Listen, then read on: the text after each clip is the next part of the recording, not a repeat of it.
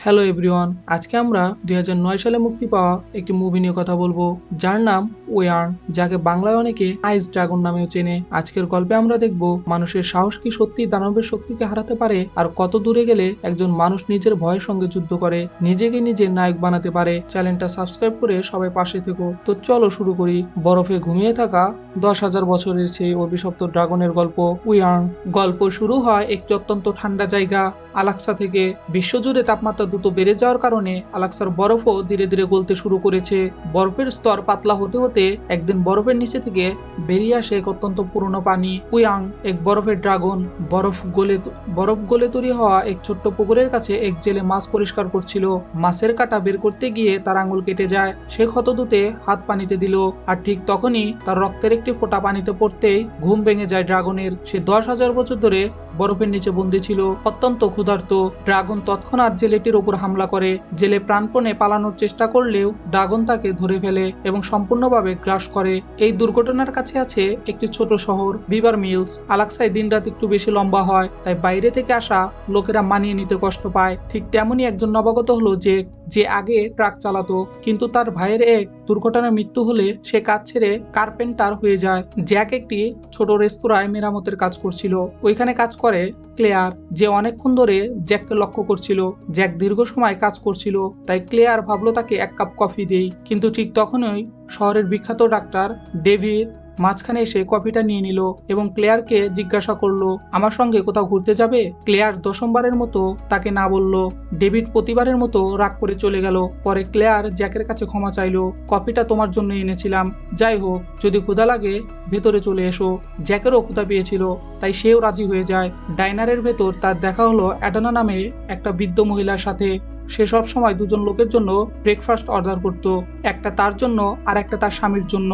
তার স্বামী ওই জেলে ছিল, যাকে কিছুদিন আগে ড্রাগন মেরে ফেলেছে। অ্যাডোনা তার স্বামীর মারা যাওয়ার বিষয়টা এখনো মানতে পারেনি। জ্যাকের ভাই জেনও সম্প্রতি মারা গিয়েছে। ক্লেয়ার বুঝতে পারলো জ্যাকও দুঃখের মধ্যে আছে।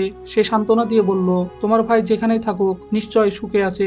কিন্তু জ্যাক তার ভাইকে নিয়ে কথা বলতে চাচ্ছিল না। কফি শেষ করে সে বাড়ি ফিরে গেল।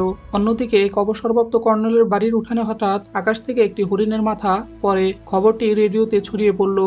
ওই এলাকায় একটাই রেডিও চলতো, তো ওইখানকার যে রিপোর্টার আছে সেই এই খবরটা ছড়িয়ে দিল। সবাই ভেবেছিল কোনো দুষ্টু বাচ্চার কাজ, কিন্তু এটা আসলে আগামীর বিপদের ইঙ্গিত। জ্যাক খবরটা গুরুত্ব দিল না এবং নিজের ভ্যানে ফিরে গেল। কিছুক্ষণ পর ডাক্তার ডেভিড তার কাছে এলো। তার হাতের ক্ষত দেখে চিকিৎসা করার প্রস্তাব দিল, কিন্তু আসলে চিকিৎসা ছিল অজুহাত। সে জানতে চেয়েছিল জ্যাক কি ক্লেয়ারকে পছন্দ করে কিনা। জ্যাক বলল, তার ভাইয়ের অ্যাক্সিডেন্টের ইন্স্যুরেন্সের টাকা পেলে আমি এখান থেকে চলে যাব। ডেভিড মনে মনে খুশি হলো, বলল, পয়সা দেওয়ার দরকার নেই, তুমি তো আমাদের মেহমান, যদি কোনো সাহায্য লাগে আমাকে ডেকে নিও। ফিরতি পথে ডেভিড বোনের কাছে গাড়ি থামিয়ে প্রস্রাব করতে গেল। ঠিক তখনই সে ওপার থেকে জোরে শো শো শব্দ শুনলো। তাকিয়ে দেখলো সামনেই সেই বরফের ড্রাগন গাড়ির দিকে ঝাঁপিয়ে পড়লো। ডেভিড দৌড়ে বনে পালালো। কিছুক্ষণ লুকিয়ে থাকার পর ভাবলো ড্রাগন চলে গেছে। সে গাড়ির কাছে ফিরে গিয়ে সেটি চালু করার চেষ্টা করলো, কিন্তু ড্রাগন আবার এসে পড়লো এবং ডেভিডকে হত্যা করলো। পরের দিন এক লোকাল শিকারী হ্যাশ জঙ্গলে শিকার করতে গিয়ে মাটিতে অদ্ভুত পায়ের ছাপ পেল এবং বিশাল আকারের পশুর বিষ্ঠা। জঙ্গলে এমন বড় পানি নেই। ঠিক তখনই উয়াং ড্রাগন তার সামনে এসে দাঁড়ালো। হ্যাশ গুলি করলো, কিন্তু ড্রাগন এড়িয়ে গেল। গুলির শব্দ শুনেই শেরিফ ডসন, যিনি রেস্তোরাঁর বাইরের জ্যাকের সঙ্গে কথা বলছিলেন, দুজনেই শব্দের দিকে দৌড়ে গেলেন এবং ভয়ে কাঁপতে থাকা হ্যাশকে পেলেন। হ্যাশ বলল, আকাশে বিশাল একটা দানব দেখেছি, অল্পের জন্য বেঁচেছি। শেরিফ বিশ্বাস করলো না, ভাবলো লোকটা মাতাল। কিন্তু জ্যাক জঙ্গলে একটি কাটা হাত দেখলো, জামা আর ঘড়ি ডাক্তার ডেভিডেরই। শেরিফ হতবাক। এখন আর হ্যাশের কথাকে পুরোপুরি অবহেলা করা যাচ্ছে না। হাতের ঘটনা সত্য, মানে বিপদ বাস্তব। শেরিফ রেস্তোরাঁয় ভেতরে একটি জরুরি সভা ডাকলো। বলল, এক অজানা প্রাণী শহরের মানুষকে আক্রমণ করছে, সাবধানে থেকো, ঘরে থাকো। তখন ডেপুটি সুজি কাটাহাটটি নিয়ে এলো। সবাই চিৎকার করে উঠল। শেরিফ কঠোরভাবে বলল, কেউ একা জঙ্গলে যাবে না, নিজেদের এবং পোষাবাণীদের যত্ন নেবে। শহরে শিগগিরই বড় এক উৎসব হওয়ার কথা ছিল। মানুষ জিজ্ঞাসা করলো, উৎসব হবে কি? জ্যাক বিরক্ত হয়ে বলল, একজনের হাত পাওয়া গেছে আর তোমরা উৎসব নিয়ে ভাবছো। শেরিফ বলল, একজন বহিরাগত আমাদের ঐতিহ্য বুঝবে না। এটা সে এই জন্য বলেছিল যেন সবাই বেশি আতঙ্ক না হয়ে যায়। সভা শেষে শেরিফ একটি কল পেল। একজন থমাস নামের লোক জানালো তার খামারে আক্রমণ হয়েছে। শেরিফ দ্রুত সেখানে রওনা দিল। অন্যদিকে অবসরপ্রাপ্ত কর্নেল ট্র্যাভিস তার বাগানে পড়ে থাকা হরিণের মাথার রহস্য খুঁজছিল। ঠিক তখনই সে আকাশে বিশাল ড্রাগনটিকে উড়তে দেখলো। সে তৎক্ষণাৎ পুলিশকে জানাতে জিপে করে রওনা দিল, কিন্তু রাস্তার মাঝে হঠাৎ ড্রাগন তার সামনে নেমে এলো। কর্নেল বন্দুক নিয়ে গাড়ি থেকে নেমে ড্রাগন ওয়ার্নের দিকে গুলি চালাতে শুরু করলো। একটাও গুলি ওয়ার্নের লাগলো না, কিন্তু কর্নেল ড্রাগনটিকে ভয় দেখিয়ে সেখান থেকে তাড়াতে সক্ষম হলো। এরপর কর্নেল শহরে ফিরে গিয়ে ডেপুটি সুজিকে সব জানালো। সে বলল, এলিয়েনরা আমাদের পৃথিবীতে আক্রমণ করেছে। সুজি শুনে ভাবলো এই বুড়োটা পুরো পাগল হয়ে গেছে। সে কর্নেলকে বাড়ি ফিরে যেতে বলল। তবুও সুজি ভাবলো শেরিফকে অন্তত জানানো উচিত। কিন্তু তখন শেরিফ ইতিমধ্যে থমাসের খামারে পৌঁছে গেছে এবং ফোন ধরতে পারেনি। শেরিফ ঘোড়ার আস্তাবলে ঢুকে থমাসকে ডাকলো। হাঁটতে গিয়ে হঠাৎ রক্ত ভরা মেঝেতে পা পিছলে পড়ে গেল। সামনে দেখলো থমাসের লাশ। শেরিফ এত রক্ত খেলা দেখে সহ্য করতে পারলো না, সরাসরি অজ্ঞান হয়ে গেল। অন্যদিকে কর্নেল দৌড়ে রেডিও স্টেশনে থাকা হ্যাম্পটন এর কাছে গেল এবং বলল, তাড়াতাড়ি মনস্টার সম্পর্কে জরুরি ঘোষণা দাও। কিন্তু হ্যাম্পটন বলল, সরকারের অনুমতি ছাড়া আমি এই ধরনের ঘোষণা দিতে পারি না। এতে কর্নেল খুব রেগে গেল, কিন্তু কিছুই করার ছিল না। সে এরপর গেল নিজের বন্ধু ফার্লের কাছে, যে উৎসবের জন্য রান্না করছিল। ফার্লেও কর্নেলের কথা বিশ্বাস করলো না। কিছুক্ষণের মধ্যেই সবাই বিশ্বাস করতে বাধ্য হলো, কারণ উইয়াং ড্রাগন সরাসরি শহরে এসে হাজির হলো রেডিও স্টেশনের সামনে। ড্রাগনকে দেখে হ্যাম্পটন সাহায্যের বার্তা পাঠানোর চেষ্টা করলো, কিন্তু ড্রাগন ইতিমধ্যে বৈদ্যুতিক খুঁটি ভেঙে ফেলেছে। পুরো রেডিও সিস্টেম বন্ধ হয়ে গেল। থমাসের খামারে শেরিফ জ্ঞান ফিরে পেল এবং রেডিওতে সুজিকে বলল, সব মানুষকে বাড়িতে পাঠাও। সুজি মেগাফোনে ঘোষণা দিল, সবাই ঘরে চলে যান। কিন্তু দুর্ভাগ্য, ড্রাগন এক ঝাঁপে তার ওপর নেমে এলো এবং এক আঘাতে সুজিকে ছিন্ন বিচ্ছিন্ন করে ফেললো। শহরের মানুষ আতঙ্কে দৌড়াতে লাগলো। সর্বত্র বিশৃঙ্খলা। ক্লেয়ার ও জ্যাক দ্রুত রেস্তোরাঁর ভিতরে ঢুকে গেল। ড্রাগন তাদের দিকে এগিয়ে এলো। তার বিশাল দাঁত দিয়ে সে ডাইনারের দরজা ভেঙে ফেললো। ভেতরে ঢোকার চেষ্টা শুরু করলো। সবাই টেবিলের আড়ালে লুকিয়ে পড়লো। কিছুক্ষণ পরে ড্রাগন আক্রমণ থামিয়ে উপরে উড়ে গেল। এবার সে শহরের অন্য লোকজনদের ধরে হ্যাম্পটন তার ফার্লে ডাইনারে ঢুকে বলল, ওই দানব মানুষদের একের পর এক গিলে খাচ্ছে। জিপটিকে সবাই অদ্ভুত মনে করছিল। তখন ক্লেয়ার বলল, হয়তো এটা পুরনো গল্পের মতো কোনো ড্রাগন। হ্যাম্পটন তাকে পাগল বলল, কিন্তু তখন হ্যাশ কথা বলল, প্রতিটি দেশে ড্রাগনের রহস্যময় গল্প আছে। নরওয়েতে একটি ড্রাগন ছিল, উইয়াং। তার জন্ম নরকে। সে এতটাই ক্ষুধার্ত ছিল যে শুরুতে শুধু খারাপ মানুষদের খেত, তারপর সবাইকে খেতে শুরু করলো। যখন সে দেবতাদের রাজা ওডিনের ওপর আক্রমণ করে, ওডিন তাকে বরফের পাহাড়ে বন্দি করে। হ্যাশ বলল, বরফ গলেছে, তাই উইয়াং নিশ্চয়ই মুক্ত হয়ে গেছে। ক্লেয়ার জিজ্ঞাসা করলো, তুমি এসব জানলে কিভাবে? হ্যাশ বলল, আমাদের পরিবার নরওয়ে থেকে এসেছে, বাবার কাছ থেকে এসব গল্প শুনেছি। জ্যাক জিজ্ঞাসা করলো, তুমি জানো ড্রাগনকে কিভাবে মারা যায়? হ্যাশ বলল, পুরনো সময়ে মানুষেরা নরকে বলি দিত তাকে শান্ত করতে। আজকের দিনে সেটা অসম্ভব, তাই এই উপায় বাদ। সবাই এই ধারণা খারিজ করে দিল। জ্যাক সিদ্ধান্ত নিল সে শেরিফকে খুঁজে সাহায্য ডাকবে। ক্লেয়ার বলল, আমি তোমার সঙ্গে যাব। দুজন রাস্তায় বেরোলো। তারা দেখলো ড্রাগন উড়ে জঙ্গলের একটা অংশে নামলো। জ্যাক সাহস করে বলল, আমি দেখে আসি সে কোথায় লুকিয়েছে। একই সময় কর্নেলও রাস্তার ড্রাগন খুঁজছিল। সে দেখলো রাস্তার মাঝে একটি ট্রেলার দাঁড়িয়ে আছে। ভেতরে কেউই নেই, কিন্তু ভেতরে বাইরে সব জায়গায় রক্ত। আরো গাড়ি দেখলো, সব ধ্বংস করে দিয়েছে, আর মানুষও উধাও। নিঃসন্দেহে সব ওই ড্রাগনের কাজ। ঠিক তখনই হ্যাম্পটন রেডিও চালানোর চেষ্টা করছিল, কিন্তু পুরো সিস্টেম বন্ধ। শেরিফ শহরে ফিরে এলো। চারদিকে ধ্বংসের ছাপ। সুজির মেগাফোনের পাশে রক্তের বিশাল পুকুর। শেরিফ সাহায্য ডাকবার চেষ্টা করছিল, কিন্তু ড্রাগন তাকে লক্ষ্য করে তার ওই দিকে উড়ে এলো। ফার্লে চিৎকার করলো, ডাইনারে ঢুকে পড়ো। কিন্তু শেরিফ ভেতরে ঢোকার আগে ড্রাগন তাকে ধরে নিয়ে গেল। জ্যাক জঙ্গলে ওই অংশে পৌঁছে গেল যেখানে সে ড্রাগনকে নামতে দেখেছে। যখন সে সেখানে গেল, দেখলো ওখানে তো ড্রাগন বড় একটি বাসা বানিয়ে রেখেছে। এদিকে ক্লেয়ার জ্যাকের জন্য অপেক্ষা করছিল। তখন সে দেখলো ড্রাগন তার দিকে আসছে। সে লুকোতে গিয়েছিল, কিন্তু ড্রাগন দরজা ভেঙে তাকে খাওয়ার চেষ্টা করে। ক্লেয়ার সাহস করে পিস্তল দিয়ে গুলি চালায়।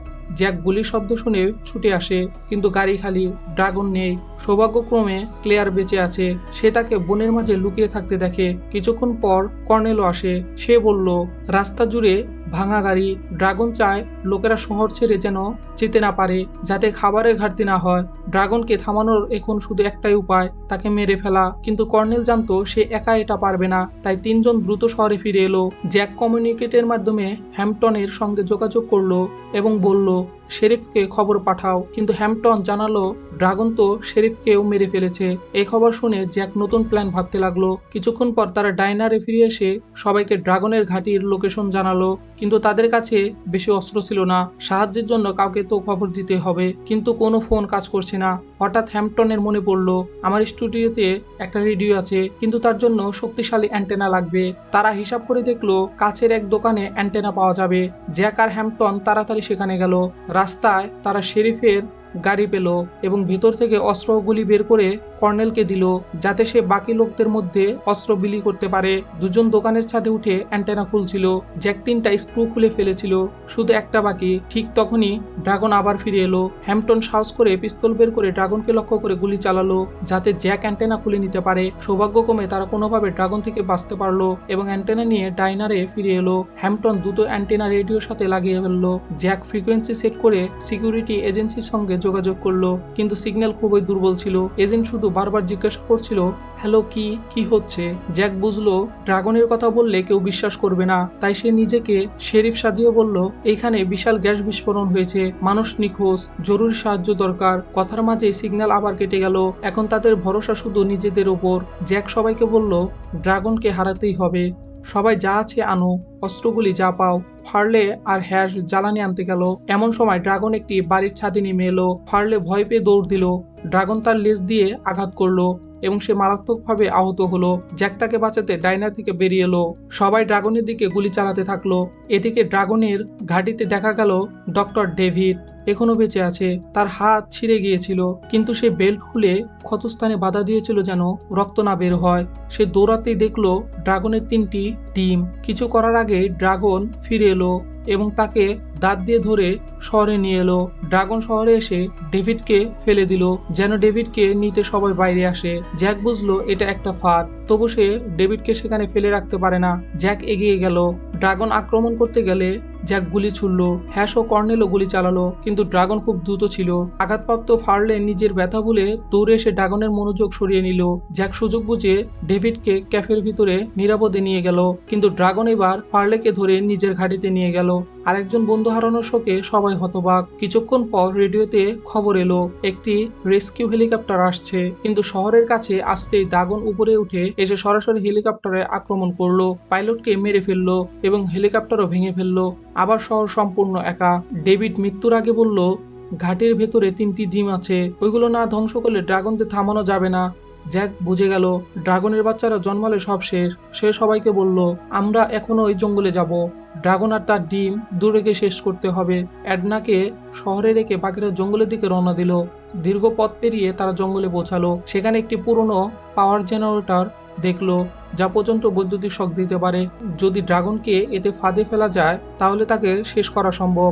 হ্যাম্পটন জেনারেটর রিপেয়ার করার চেষ্টা করলো। সবাই প্রস্তুত। জ্যাক ক্র্যাঙ্ক টানতে যাচ্ছিল, তখনই ড্রাগন আবার নেমে এলো। সে তার ধারালো লেজ দিয়ে সবাইকে আক্রমণ করলো। জ্যাক, কর্নেল ও ক্লেয়ার গুলি চালাতে লাগলো। হ্যাম্পটন জেনারেটর চালানোর চেষ্টা করলো, কিন্তু ফাঁদ ব্যর্থ হলো। ড্রাগন পালিয়ে গেল। হ্যাশের মৃতদেহ পাওয়া গেল। কর্নেল বন্ধু হারানোর শোকে পাগলের মতো ড্রাগনের ডিমের দিকে গুলি চালাতে লাগলো। জ্যাক তাকে থামিয়ে বলল ড্রিম ওই ড্রাগনকে আবার এখানে টানবে, এগুলো আমাদের টোপ। পথে তারা একটি বড় কার্গো ট্রাক পেল।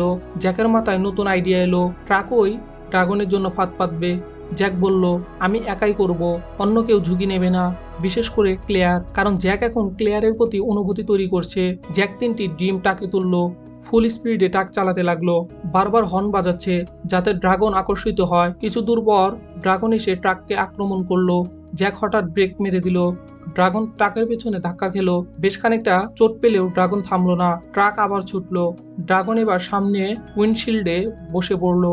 জ্যাক হাল ছাড়লো না। সামনে একটি খাড়া পাহাড়। জ্যাক ফুল স্পিডে ট্রাক পাহাড়ের দিকে ছুটিয়ে দিল। শেষ মুহূর্তে লাফিয়ে নেমে গেল। ট্রাক ভয়াবহ গতিতে পাহাড় থেকে নিচে পড়লো। নিচে ছিল ড্রাগন আর ডিমগুলো। এক বিশাল বিস্ফোরণ। ড্রাগন এবং ডিম সব ছিন্ন বিচ্ছিন্ন হয়ে গেল। উইয়াং সেই ভয়ঙ্কর আইস ড্রাগনের বিনাশ ঘটল। এদিকে শহরের সবাই অপেক্ষা করছিল জ্যাকের জন্য। বিশেষ করে ক্লেয়ার। কিছুক্ষণ পর জ্যাক ফিরে এলো এবং বলল সব শেষ, এখন শহর নিরাপদ। সে সিদ্ধান্ত নিল ক্লেয়ারের সঙ্গে শহরে আরো কিছুদিন থাকবে। তো বন্ধুরা, এখানেই এই গল্পটা শেষ। এই গল্পটা আমাদের শেখায় নায়ক মানে সুপার পাওয়ার নয়, বরং কঠিন সময়ে সবার জন্য দাঁড়িয়ে যাওয়ার সাহস। কেমন লাগলো আজকের এই মুভিটা? যদি ভালো লাগে তাহলে একটা লাইক দিও আর কমেন্ট করে জানিও। চ্যানেলটা সাবস্ক্রাইব করে সবাই পাশে থেকো। আমি ছিলাম নিরিফ, দেখা হবে পরের কোনো ভিডিওতে। ততদিন পর্যন্ত ভালো থেকো। আল্লাহ হাফেজ।